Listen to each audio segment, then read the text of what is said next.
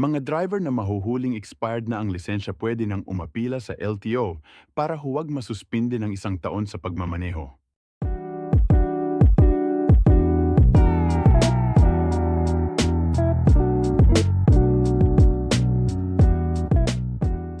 Mr. Chair, nasa PNP service pa ako, marami ng complaints sa LTO Region 5. And ang alam ko po, ASEC Mendoza, may nag-file ng case against your Assistant Regional Director ng Region 5, LTO. Tama po ba may kaso siya sa Ombudsman? Alam ko, may kaso siya sa Ombudsman.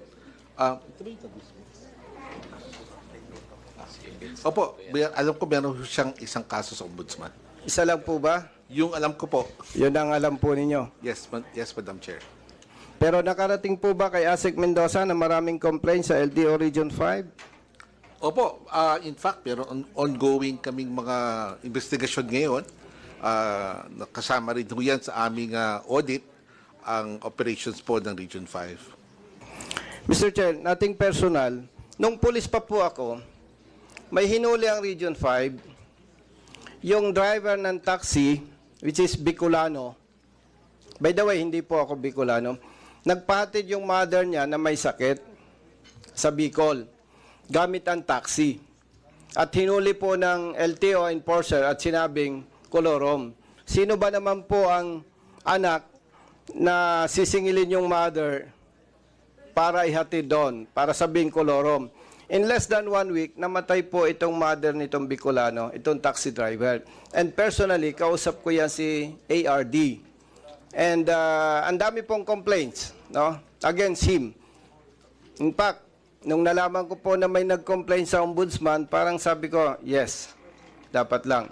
But, of course, with respect sa kanya, kailangan naman may due process. But, for your information, isa po yan sa nakakasira sa LTO Region 5.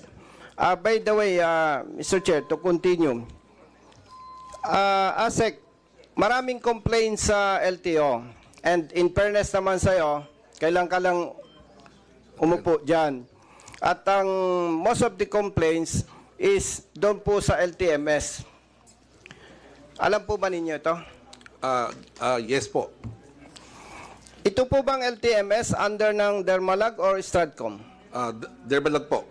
Considering na alam po ninyo na maraming complaints, ano po bang aksyon ng LTO or the DOTR? Opo, we continue to coordinate po with Dermalog. In fact, may mga bagay-bagay na naayos po nila, no?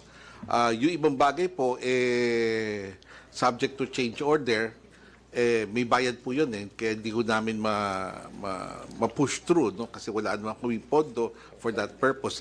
But those things we can change, nakikipag-ugnayan po kami sa Dermalog at yung kaya nating i-change na walang dagdag gastos po sa gobyerno, tunutulungan po tayo doon. One last concern, Mr. Chair.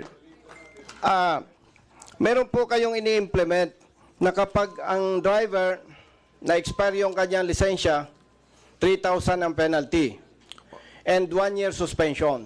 Opo. And alam po ba natin na napakabigat nito para sa truck drivers? And to give you a more clear idea, ASEC, yung pong truck drivers from Mindanao, more or less 10 days ang travel niyan. During that period, pwedeng ma-expire ang kanyang lisensya. So along the way, kapag nahuli siya at expired ang kanyang lisensya, multa siya 3,000 plus 1 year suspension. Ano po bang problema dito, Mr. Chair?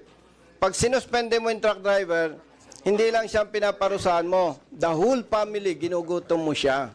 Ano po ba ang maganda na pwede ninyong gawin dito? Kasi, kung expired ang registro mo, 10,000 pesos ang multa. Pag expired ang driver's license mo, 3,000. ASEC, with all due respect, which is grave offense, yung expired ang registro ng sasakyan or 1 day expired po ang lisensya? Yung registro po, kung 1 day lang po expired, that's hindi yung ganong kabigat po yan. Yes po. Pero ang tanong po natin, on behalf of our kababayan, ano po ang pwedeng asahan natin sa LTO para ma-correct ito? Kasi talagang napakabigat po nito. Thank you po, Congressman Busita, na napagbigay alam mo. Lahat po na nag-apply ho sa amin ng lifting of suspension, ina-apply ho namin yung doctrine of compassionate heart. Provided for by law po yan.